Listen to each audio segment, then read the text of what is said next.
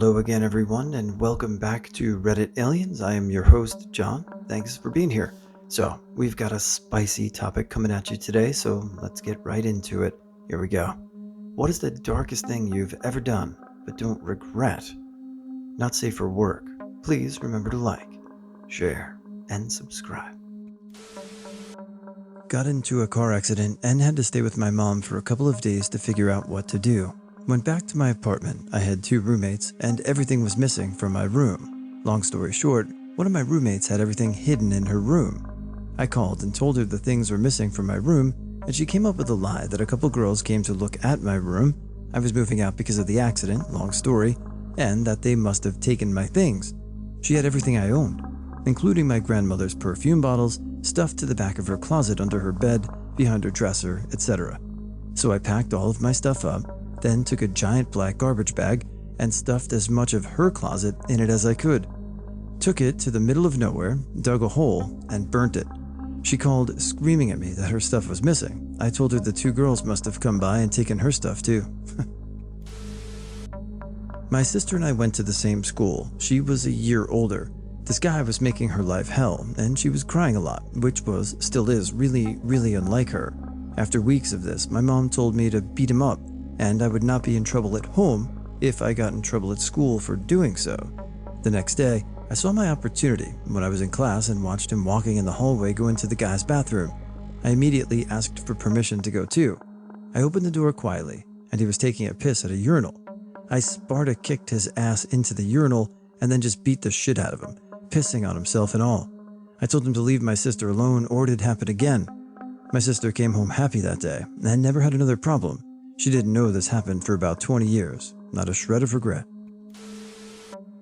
When I was 13, my extremely drunken father was swinging at my dog trying to punch him.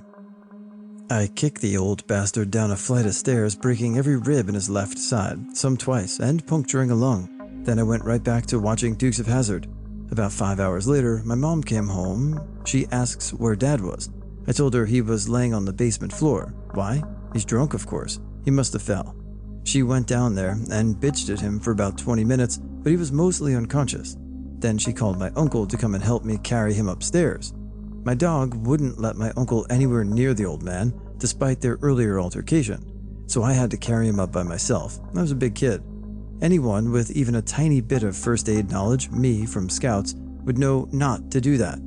He then spent the next 4 days getting sober enough, not sober, to go to the hospital. There he was properly diagnosed and treated, and his lung drained and reinflated.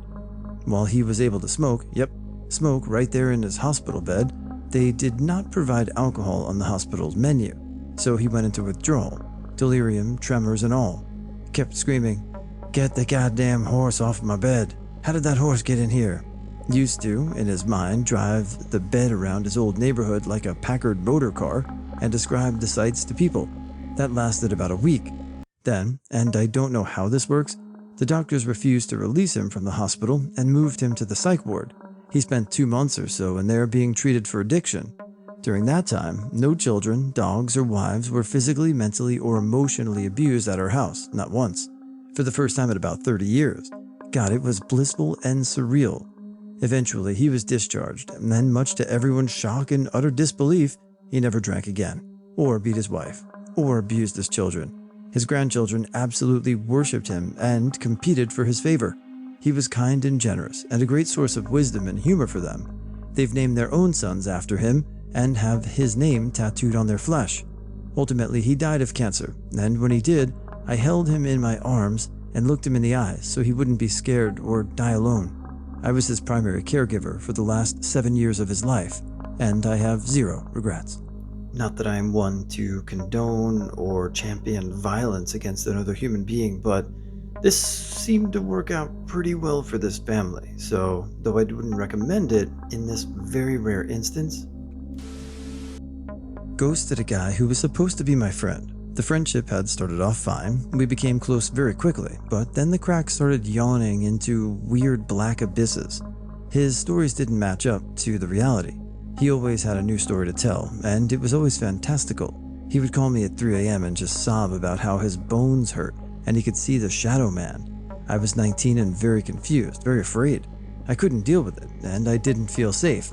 And he never listened if I tried to help him through whatever was going on with him. So I just stopped picking up the phone. I stopped agreeing to meet him. I disappeared from his life. A year later, a mutual friend and an ex of mine told me he had died of bone cancer. I was effing devastated. It traumatized me for years, thinking that he needed me, and I ditched him and he died alone. It, to this day, crumbled how I navigate boundaries now.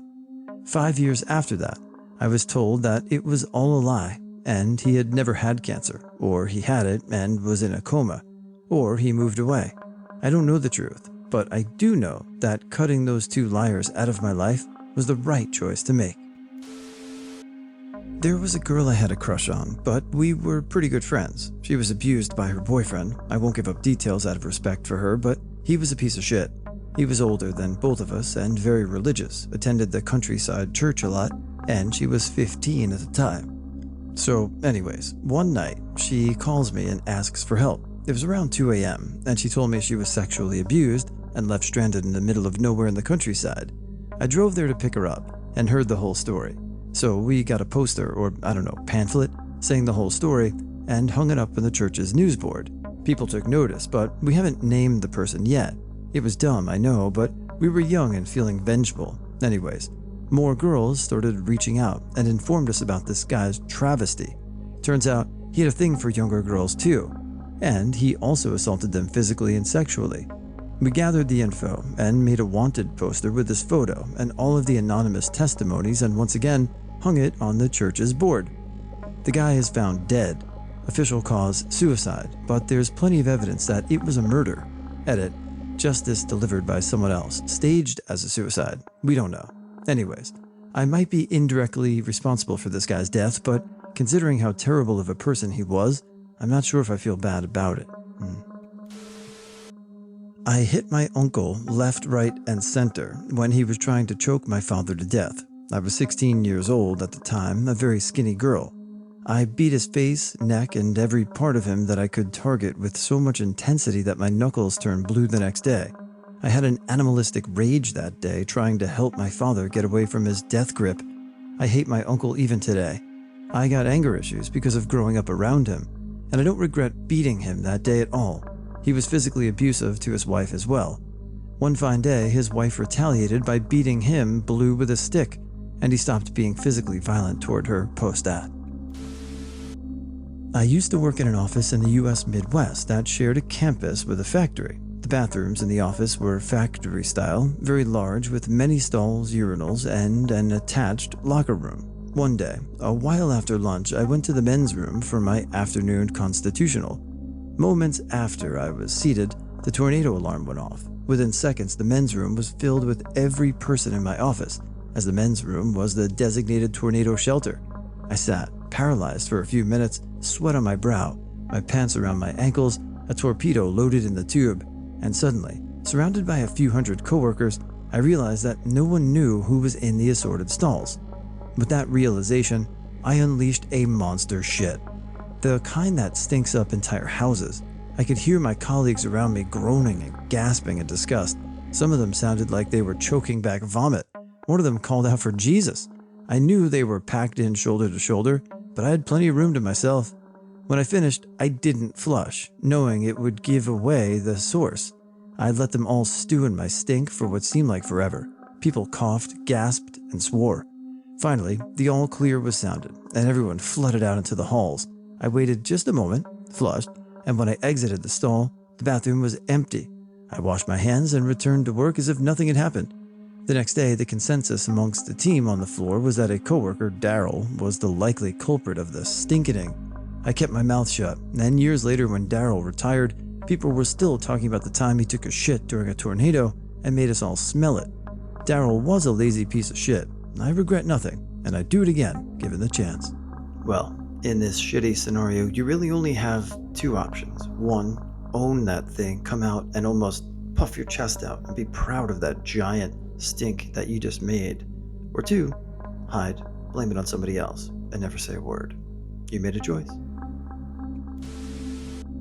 Had some nasty roommates in university. These women were awful to me. They were so passive-aggressive and bitchy. For 1 year and 4 months, they constantly used my dishes, left them dirty. One time they burnt up my frying pan and left it right in front of my door. I'd overhear them talking together or on the phone to others about how they want to punch me in the face and loudly talk shit about it. It was so demoralizing and toxic, and to my knowledge, I did nothing wrong. I know they wanted their friend to have my room, but I got put in with them instead, so I guess they ganged up to make my life hell. Finally, I snapped. But it wasn't the fury kind, no. I realized that day when I get angry, I get ice cold. I methodically spent the next week sneakily bringing all my dishes into my bedroom and took out all the things from the bathroom in the middle of the night. I also used up all my stuff in the fridge, so I wouldn't need it anymore. My roommates probably thought, haha, yes, she's moving out, we broke her finally. But no, I was just preparing for what was to come. Once I was 100% certain there was nothing they could hurt me with, everything existed behind my locked bedroom door. I began methodically and relentlessly effing with their shit. They brought fresh groceries, I would outright steal their shit and bring it to school and give it to my classmates. Random cup on the counter, I take it to the hallway and throw it down the trash chute. Their shoes sitting in the hallway, I'll chuck those too. I would take their food out of the fridge in the middle of the night so it would go bad. I would dump their food on the counter and leave messes for them to clean up. If they came banging on my door, I would pretend I'm not home. I would get up early in the morning and cause havoc and leave before they woke up. Nothing was safe. Everything was up to being effed with, and I most certainly did. Like a ghost, they never saw me. I became unreachable. I was an island. Funny thing was, I only did this for 1 week, and the next week, they all moved out. I'm not proud of what I did, but I don't regret it, and would do it again. It does scare me what evil shit I was capable of. I unlocked a new side of myself that is much more psychopathic than I am happy knowing about. I was 17, and it was about 6 a.m. on a summer morning. I lived on a small farm with my parents, and my dad busted into my room yelling at me to get my lazy, worthless ass up. Dad owned a dozen or so cows, and apparently they had broken a gate during the night or earlier that morning and were now out wandering around. Apparently this was my fault somehow, because I was a lazy piece of shit and wasn't up already to fix this. My mom heard my dad screaming and yelling at me like a crazy person and followed us out the door. Dad had one of our biggest wrenches in his hand. It was a pipe wrench about 2 feet long. To this day, I have no idea how that was supposed to help fix the broken gate. Anyway, my mom just said 3 words to him. Calm down, Dad's name. Apparently, that was enough to tip him over the edge. He screamed and threw that wrench as hard as he could at my mother, missing her head by inches. If that would have connected, I have no doubt it would have killed her. For a second, I just stood there shocked. Then I just felt pure rage like I've never known before or since. I tackled my father and started throwing punches. I'd like to say I beat the living shit out of him, but I'm not a good fighter. It was probably closer to a draw, but I definitely won. He ended up with 2 black eyes, a bloody nose, and a mouthful of blood. After I got off of him, I went inside and got my shotgun, loaded it, then went back out to him, put the barrel in his face, and told him that if I ever laid a hand on my mom or me again, I'd kill him, and I meant it. That was the last time he ever got violent. I did have to remind him once many years later, however. I visited from out of state, and I walked in on a situation where he was working himself up with my mother. A reminder of my promise, and that I did and always would think of him as a cowardly piece of shit with no self-control, shut him up. He's 83 now, and has developed dementia in the last few years. We don't talk, but my sister says he's a much better person now than when he was younger. Anyway, that's the darkest I've ever been, and I don't regret a bit of it. My big sister used to casually hook up with this Russian guy whose family was absolutely loaded. He always seemed nice, and I hoped they'd become more so he could stick around. Well, one day my sister had a pregnancy scare. She was late on her period for a whole week. She told the guy about it and whatnot, and she was planning on getting a test later that evening. As soon as she told him, he completely flipped his script and became a belligerent racist. I think racist is the right term. He basically screamed about how he couldn't taint his bloodline with filthy American blood and called us all Americans stupid and disgusting. He went off the handle and demanded she get an abortion or he'll make sure the baby doesn't live. Yeah. She took a test and it came back negative, thankfully, and then showed me the messages. He offered to pay for it and shit, and she asked, "Sis, would I be an asshole if I took the money anyway?" And I said, In any other situation, I'd say yes, but this dude is an absolute prick and isn't hurting for cash. Tell him it's 600, not 400. So like 3 days later, we met him in his rich-ass neighborhood. He was a cold, heartless jerk and just handed her the 600 cash. We left that day for a girls' trip out of state, hooting and hollering in my sister's convertible with the top rolled down. I felt like I was on top of the world. F you, Nikolai. A lot of these stories today had a lot of gray area where I agree but also disagree. In this instance, if this is exactly what happened, enjoy the weekend with your sister, and good riddance, Nikolai. I had to cut out a huge chunk of my family when I had my daughter. They have all decided to choose my little cousin over the rest of us. He's been in prison for 6 years for getting drunk and raping a woman and breaking her jaw. We all believed he was innocent because the woman in question was notorious for giving kids meth, then calling police, saying she was a victim in some way. However, when he was released last year on parole, he stole all of my grandmother's jewelry, fairly heirlooms we will never see again, stole my grandfather's brand new truck, and had his friends help him cut his ankle monitor behind my house. I live in the woods outside of town. They then took the truck for a joyride and destroyed it. He had his friends beat him up so that when he got caught, he said he was jumped by some people he owed money to. I hate him because when he cut his ankle monitor behind my house, they thought I was involved in some way, and I could have lost my kid. My grandparents seem to think he's innocent though. There's so much more to this, but that's most of it.